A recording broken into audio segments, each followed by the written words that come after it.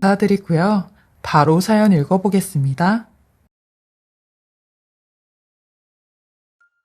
안녕하세요. 저는 올해 42살이 된 여자이고 그동안 제가 겪은 엄청난 일에 대해 이야기를 해볼까 합니다.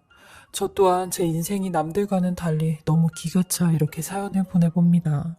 저는 아주 어렸을 때부터 엄마와 함께한 기억이 전부인 사람이에요. 엄마가 저를 22살에 낳아 아빠 없이 혼자 키우셨거든요. 지금도 22살이면 굉장히 어린 나이인데 그 당시에도 어렸을 나이에 엄마는 절 혼자 키워야 했어요. 그래서 저를 외할머니한테 맡기고 안 해본 일이 없을 정도로 손에 잡히는 대로 일을 하셨죠. 엄마는 제 엄마이자 가장이었는데 외갓집 식구들마저 엄마가 먹여 살려야 되는 상황이었어요. 엄마 밑으로 2명의 형제들이 있었고 할아버지는 병상에 누워 계셨으며 할머니는 저를 돌봐주시느라 경제활동은 하지 않으셨죠. 엄마는 이런 상황에서 단순히 알바를 하며 푼돈을 벌면서 살 수가 없다고 생각을 했대요. 그래서 하게 된 게 주식이었다는 겁니다. 배운 것도 없고 학벌도 짧은 엄마가 어디 가서 사장 노릇을 할 겨를은 안 되었고 그렇다고 돈이 많아 사업을 할 겨를도 없었지요. 그러니 재산을 불릴 만한 것들을 찾다 주식을 접하게 되었는데 그 당시 낮에는 식당에서 일을 하셨고 밤에는 새벽까지 주식 공부를 하셨어요. 저도 그 모습이 기억이 나는 게 엄마는 매일 퇴근을 하고 집에 오시면 방에 들어가 몇 시간이고 바닥에서 일어나지 않으셨어요. 그때 공부했던 부적 같은 주식 책을 아직도 갖고 계시니 당연히 기억이 나죠. 물론 엄마는 주식을 하면서 돈을 잃기도 했고 돈을 벌기도 했는데 다행히 돈을 더 많이 버셨어요. 엄마는 본인이 주식에 재능이 있다는 걸 알게 되시면서 본격적으로 주식 투자에 일을 벌리셨죠. 다른 분들에게 주식을 알려주며 돈을 벌기도 했고 다른 분들이 엄마에게 돈을 맡겨 돈을 불려주기도 했어요. 그럼 엄마가 그 불려준 돈의 일부를 성과금으로 받기도 했죠. 엄마는 주식을 하시면서 별의별 일들과 별의별 사람들을 만나고 겪으셨는데 사기를 당하신 적도 있었고 믿는 사람들한테 발등을 찍힌 적도 있으셨어요. 그러면서 사람 보시는 눈도 좋아지셨고 많이 강해지셨죠. 워낙 또 엄마 성격 자체가 여장부 같은 성격이라 저희 가족은 엄마 하나만 보고 살았던 것 같아요. 엄마가 번 돈으로 엄마보다 10살이나 어린 저희 막내 삼촌을 일사까지 만드셨고 둘째 삼촌은 투자회사까지 차리게 되셨죠. 왜 집안에 딱 한 사람만 잘 돼도 그 집안이 돌아간다고 저희 엄마가 외갓집을 살린 셈이 되었어요. 저도 엄마 덕분에 돈 걱정 없이 살게 되었고 아버지가 없어도 남들한테 손가락질 받지 않으며 배우고 싶은 거나 하고 싶은 것들을 마음껏 할 수 있었어요. 저는 고등학교를 졸업하고 딱히 대학 들어갈 생각이 없어 엄마한테도 대학은 가지 않겠다고 얘기를 했어요. 그러니 엄마도 제게 그래, 대학 가서 4년 동안 하기 싫은 공부하는 것보다 그동안 네가 잘할 수 있는 거 찾아서 돈 버는 게 낫다. 엄마도 중학교밖에 안 나왔는데 엄마가 잘하는 거에서 이렇게 어찌어찌 살잖냐? 라고 하셨죠. 이 정도로 저희 엄마는 성격이 열려 있으셨어요. 그래서 저도 엄마한테 제 계획에 대해 이야기를 했는데 대학 안 가는 대신 알바를 해서 돈부터 벌어보고 싶다고 했죠. 그리고 그 돈으로 미국에 가서 1년만 살다 오고 싶다고 했어요. 가서 언어도 배우고 외국에서 살면서 더 넓은 세상을 경험하고 싶다고 했죠. 그러니 엄마도 네가 네 스스로 돈을 벌어서 미국에 갈 생각을 하니까 내가 자식 교육은 제대로 시킨 것 같구나 라며 제가 6개월 정도 알바를 했을 때 이제는 알바 그만하고 미국에 다녀오라고 하더라고요. 엄마가 돈을 대주시겠다고 하시면서요. 그렇게 전 21살 봄에 미국에 가게 되었고 거기서 어쩌면 운명과도 같은 사람을 만나게 되었어요. 그 사람 또한 한국인 유학생이었는데 나이는 저보다 좀 많았어요. 27살이었죠. 외로운 유학생들끼리 모임을 갖다가 알게 되었는데 처음에는 저에 대한 관심을 갖지 않다가 제가 엄마에게 평생 들어온 주식 얘기를 하니 그제서야 제게 관심을 갖더라고요. 그 사람도 주식에 관심이 많았고 돈 버는데 야망이 큰 사람이었어요. 미국으로 유학을 올 정도면 집이 어느 정도 사는 사람이었을 텐데 얘기를 들어보니 본인 집안은 그냥 평범한 집안이라고 하더라고요. 아버지는 중소기업 회사원이시고 어머니는 가정주부라고 했는데 무리하게 유학을 하는 중이라고 했어요. 그래서 이런 부모님에게 죄송해 본인이라도 돈을 잘 벌어 이 빚을 다 갚아드려야 된다고 했죠. 아무튼 제 기억 속에 이 오빠는 정말 열심히 사는 사람이었어요. 그리고 제가 1년간의 유학 생활이 끝날 때쯤 이 오빠가 먼저 그러더라고요. 언젠간 한국에서 다시 만나게 된다면 그때는 너랑 진지하게 만나보고 싶다면서요. 그리고 운명처럼 제가 30살이 되었을 때 그 오빠를 다시 만나게 되었어요. 만나게 된 건 일로 만나게 되었는데 사업상 통역을 해줄 사람이 필요해 영어학원 강사를 하고 있는 제 친구한테 얘기를 했어요. 그러니 그 친구가 같이 일하는 강사 중에 본인보다 통역을 더 잘하는 강사가 있다며 소개를 시켜준다고 했어요. 그리고 자리에 나가게 되었는데 세상에 그 오빠가 나온 거죠. 그때 저희는 서로를 보고 알았어요. 인연은 인연이라는 걸요. 너무 신기해 서로 얼굴을 보자마자 빵 터진 기억이 나네요. 저보다 6살이나 많았던 그 오빠는 그때까지 결혼도 하지 않았고 여자친구도 없었어요. 당시 저도 남자친구가 없었기에 편하게 오빠랑 만나면서 밥도 먹고 영화도 보고 가끔 술도 한 잔씩 했네요. 그러니 자연스레 가까워졌고 오빠의 고백에 사귀게 되었습니다. 오빠는 서로 나이가 있으니 진지하게 만남을 가져보자고 했고 만난 지 1년 반 만에 결혼 얘기를 꺼냈어요. 저는 오빠의 프로포즈를 승낙했고 어른들께 인사를 드리러 갔죠. 먼저 저희 엄마를 보게 되었는데 대충 엄마는 저한테 얘기만 들었지 오빠의 얼굴은 처음 보는 거였어요.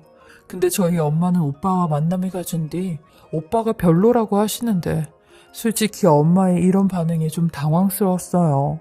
매번 저희 엄마는 제게 노우라는 말을 하신 적이 없으셨는데 이때 처음으로 안 된다고 하시더라고요. 다른 것도 아니고 제가 사랑하는 사람에 대해 반대를 하시니 저 또한 처음으로 엄마와 부딪히게 되었어요. 안 된다는 엄마에게 어떻게든 마음의 생채기를 내가며 엄마의 속을 뒤집어 놓았죠. 그때만 생각하면 32살이나 먹은 저도 나이값을 아예 못한 거였어요. 그렇게 전 엄마의 극심한 반대에도 결혼을 진행하였고 제 남편이 된 오빠는 이런 엄마의 눈치를 정말 많이 보면서 살았습니다. 남편이 장모님은 내가 가진 거 없는 아무것도 없는 모자란 사람이라서 날 미워하시나 봐 라는 말을 할 때가 제일 가슴이 아팠어요. 전 이런 남편의 길을 살려주려고 일부러 친정도 가지 않고 엄마와 단절을 하면서 살았습니다. 하지만 아무리 미운 엄마라지만 항상 제 마음속엔 엄마가 너무 그리웠어요. 그리고 혼자 계시는 모습을 떠오르며 너무 죄송했죠. 그러던 몇 년 후 제 핸드폰으로 전화가 한 통 왔는데 엄마가 교통사고가 났다고 하는 겁니다. 지금 의식이 없는 상태로 들어오셨다는데 저와 남편은 너무 놀라 버선발로 엄마가 계신 병원에 달려갔어요. 장장 6시간이 넘는 대수술 끝에도 엄마는 의식을 회복하지 못하고 식물인간 상태에 놓이게 되었어요. 의사 선생님 또한 엄마가 깨어나기 어려울 것 같다고 하는데 그렇게 하루, 이틀, 한 달이 지나도 엄마가 의식을 찾지 못한 상태로 시간이 계속 흐르니 너무 겁이 났어요. 남편은 저를 위로해주며 일어나실 거라고 포기하지 말라고 했는데 병원에선 그게 아니었죠. 비록 엄마는 의식이 없는 상태로 2년째 누워 계셨지만 전 희망의 끈을 놓지 않고 매일 엄마 옆에서 일어날 수 있다고 얘기를 해드렸어요. 그리고 의사인 막내 외삼촌의 도움으로 집에서 엄마를 좀 더 편안하게 모실 수 있었어요. 외삼촌과 엄마가 사는 곳이 같은 동네였기에 무슨 일이 생기면 24시간 상주하는 간병인이 삼촌에게 전화를 해 엄마의 상태에 대해 이야기를 하곤 했죠. 저 또한 시도 때도 없이 엄마네 집으로 가서 엄마를 볼 수 있으니 그게 더 좋았어요. 저도 하는 일이 있었기에 엄마 옆에서 간호만 할 수 없었는데 저를 대신해 조금 더 시간이 많은 남편이 엄마를 많이 보살펴드렸어요. 그건 제가 인정을 했죠. 엄마 간병을 해주시는 분이 일주일에 한 번씩 쉬시는데 그때는 무조건 남편이 저를 대신해 엄마를 간호해드렸어요. 남편은 엄마에게 대우도 못 받아 엄마를 싫어할 만 했었는데 엄마에게 하는 걸 보면 정말 극진했고 그 마음이 누구보다 진심이었죠. 이런 극진한 남편의 보살핌과 저의 가족들의 간절한 기도 때문이었을까요? 2년 만에 엄마가 눈을 뜨시긴 했는데 말 그대로 눈만 뜨셨고 다른 의식은 전혀 돌아오지 않으셨어요. 그래도 엄마를 보면 제 얘기를 듣고만 있는 것 같아 항상 귀에 대고 엄마에게 일어나실 수 있다는 말을 해드렸어요. 그리고 엄마가 3년째 의식이 없던 날 외삼촌의 다급한 전화를 받게 되었어요. 지금 당장 엄마네 집에 오라는데 저 혼자만 집으로 오라는 전화였어요. 저는 왜 그러냐고 엄마한테 무슨 일이 있냐고 벌벌 떠는 심정으로 말을 했는데 외삼촌은 와보면 안다며 계속 네 남편한텐 절대 말하지 말고 혼자만 와야 된다고 하셨어요. 저는 그런 외삼촌 말대로 남편 모르게 혼자 엄마네 집으로 갔고 집에 가니 정말 놀랄만한 엄마를 보고야 말았어요. 엄마가 의식이 돌아와 침대에 기대어 누워 계시는 겁니다. 그리고 손가락을 움직이시며 저를 부르시는데 전 너무 놀라서 삼촌에게 엄마가 깨어나신 거냐고 이 모습이 일시적인 모습이 아닌 정말 깨어나신 거냐고 물었어요. 그러니 삼촌은 제 앞에서 울먹이시며 맞다고 하시는 겁니다. 저는 엄마에게 다가가 엄마를 안아드렸어요. 행여나 꽉 안으면 엄마가 부서지기라도 할까 정말 살살 안아드리고 손을 잡았죠. 그리곤 삼촌을 향해 남편 얘기를 꺼냈어요. 이렇게 좋은 소식이 있는데 왜 저 혼자만 오라고 했냐고. 누구보다 남편이 제일 좋아할 텐데 얼른 남편을 부르자고 했죠. 그러니 그 소리에 엄마가 약간의 경련을 일으키시며 몸을 파르르 떠셨어요. 엄마는 입을 뻥긋뻥긋거리며 제 손을 세게 잡으시는데 저는 너무 놀라 삼촌을 쳐다봤어요. 그리고 삼촌은 절대로 남편을 부르지 말라는 당부를 연신하셨는데 제가 왜 그러시냐고 아까부터 왜 남편한테 이 사실을 말하지 말라고 하시냐고 하니 삼촌이 아주 힘겹게 얘기를 꺼내시기 시작하는 겁니다.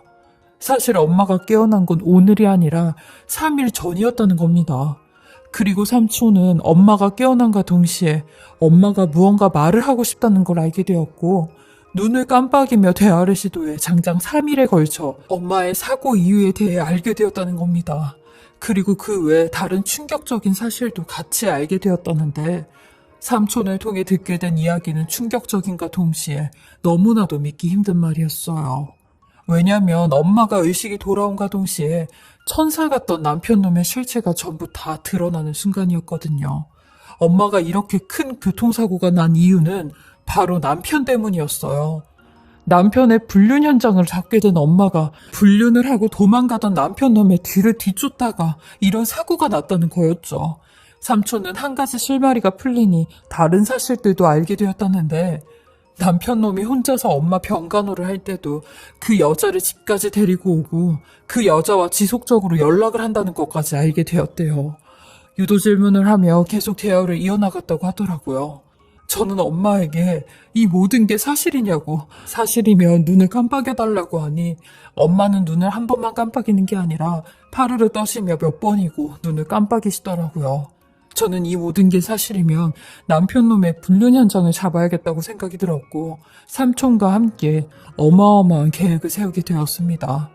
워낙 철저한 남편이기에 그동안 저한테 단 한 번도 불륜 사실이 걸리지 않았고 발각이 되지 않았다는 걸 보면 치밀함을 넘어 아주 계획적으로 불륜을 저지르는 걸 알게 되었죠. 저는 엄마의 방 침대 밑에 녹음기와 곳곳에 소형 카메라를 티안나게 설치했고 남편이 병간호를 올 때 그것들을 실행하기로 하였어요. 엄마 또한 3년 동안 식물인간 상태로 계셨으니 남편이 알 수 없게 똑같이 연기를 하실 수 있다고 하시더라고요. 그렇게 저와 엄마 그리고 삼촌은 어마어마한 계획을 꾸미게 된 거죠. 저 또한 남편에게 간병인 아주머니가 일을 그만두시게 되었다며 다른 간병인을 구할 때까지 누군가 엄마를 보살펴야 된다고 덫을 깔아놨어요. 그러니 남편놈은 아주 천사의 얼굴을 하곤 여보, 내가 있잖아. 당신은 일 때문에 자리 못 비우니까 내가 할게. 우리 여보 걱정 안 되게 가족인 내가 우리 장모님 보살펴 드릴 테니까 걱정 마. 라며 아주 가증을 떨더라고요. 그렇게 남편놈은 24시간 동안 엄마와 붙어있게 되었고 그 하루 동안의 남편의 악마 같은 모습이 전부 다 녹화되고 녹음이 되었어요. 남편놈은 엄마네 집에 가자마자 엄마를 향해 입에 담기 힘든 말부터 꺼내더라고요. 아이씨 깜짝이야. 이 노인네는 눈 감고 있을 때는 모르는데 눈을 뜨고 난 다음부터는 더 꼴보기가 싫네. 라며 역겹다는 말까지 서슴없이 하더라고요. 그리고 거의 방 밖에 나가 안방에 엄마를 혼자 두게 하였는데 소파에 대자로 누워 어떤 여자와 통화를 하는 장면도 녹화가 되었어요. 남편 놈의 통화 상대는 당연히 그 상간녀였고 그 통화의 주제 또한 당연히 저희 엄마였죠. 남편 놈은 전화를 하자마자 저희 엄마 욕을 하며 대체 본인이 언제까지 이 짓을 해야 하는지에 대해 불만을 토로했어요. 그리고 하게 된 말은 충격 그 자체였죠. 야, 미란아, 내가 이 노인네 이렇게 됐을 때 얼마나 속으로 깔깔대면서 웃었는지 아냐? 마누라는 아주 그냥 죽상을 하고 있는데 나는 상속받을 생각에 아주 신이 나서 펄쩍펄쩍 뛰었다니까. 이 노인네 저 세상 가면 그 돈 다 마누라한테 오고 그 돈이 곧 내 돈이 되는 거야. 마누라한테 재산 상속되면 내가 바로 이혼하고 재산 분할 받아서 너한테 갈 테니까 우리 조금만 힘내자 라는 말을 하더라고요. 그러니 스피커폰으로 전화를 하던 남편의 상간녀가 그러니까 내가 그거 하나 보고 이날 이때까지 버텨온 거 아니겠어? 비록 내가 자기랑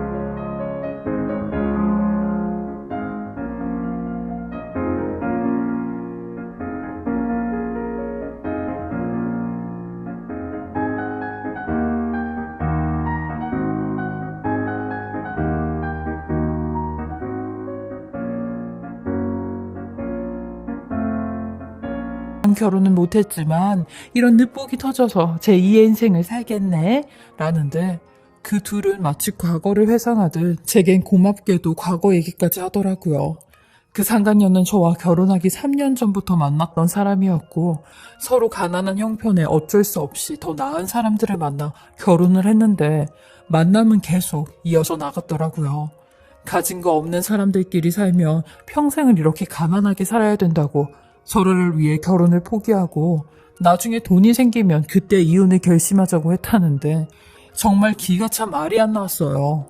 본인은 저를 그냥 돈의 수단, 물주, 그 이상 그 이하도 아니라고 하며 단 한 번도 사랑하는 마음으로 산 적이 없다고 하는데 제가 여자 같지도 않고 그냥 자판기로 보인다고 하는 겁니다. 누르면 돈이 나오는 그런 존재라고요. 그래서 아이 갖는 것도 극도로 싫어 딩크족인 것처럼 살았다는데 야, 내가 걔랑같이 애를 낳으면 얼마나 그 애가 꼴보기가 싫겠냐. 그리고 발목 잡혀서 이혼해서도 양육비 줘야 되는데 내가 미쳤냐? 걔랑 낳은 애를 양육비까지 주게? 라고 하더라고요. 근데 제가 제일 화가 났던 건 엄마를 대하는 쓰레기보다 더 쓰레기 같은 태도였습니다. 몇 시간 동안이나 거실에서 그 여자와 통화를 하고 한참 뒤에 안방으로 들어와 누워있는 엄마를 향해 갖은 패악을 떠는데 그동안에 말도 못하고 움직일 수 없는 엄마가 얼마나 힘들었을까 하는 장면들을 보게 되었어요. 엄마를 손으로 툭툭 치는 건 물론이고 엄마를 향해 욕을 하는 건 시도 때도 없었어요. 그리고 엄마의 다리나 팔을 세게 끌어당겨 들었다 놨다 막 치는 행동까지. 엄마는 남편의 그런 행동에도 꼭 참으며 연기를 하시더라고요. 어떻게든 저를 살리려고 하는 엄마의 모습 같았어요. 정말 억장이 무너지는 순간이었죠. 3년 전이나 지금이나 엄마는 오로지 저 하나만 보고 남편놈, 아니 그 쓰레기 같은 인간의 실체를 밝히려고 발버둥을 치시고 있으셨던 거죠. 그리고 아파서도 저런 대우를 받고 있었던 엄마에게 너무 미안해 눈물밖에 나지 않았어요. 저는 이 모든 걸 증거로 남편놈에게 소송을 진행하기로 마음을 먹었습니다. 저희 삼촌 또한 이 모든 걸 보시고 생전 화를 내지 않았던 모습까지 보이시며 이놈 가만히 안 둘 거라고 하시는데 이거야말로 정말 빼도 박도 못하는 증거라고 당장 이혼과 함께 형사소송도 진행을 하라고 하셨어요. 그리고 저도 남편놈 앞에 이 모든 증거와 이혼 서류를 냅다 집어던지며 너도 똑같이 당해보라고 엄마한테 했던 행동들을 했습니다.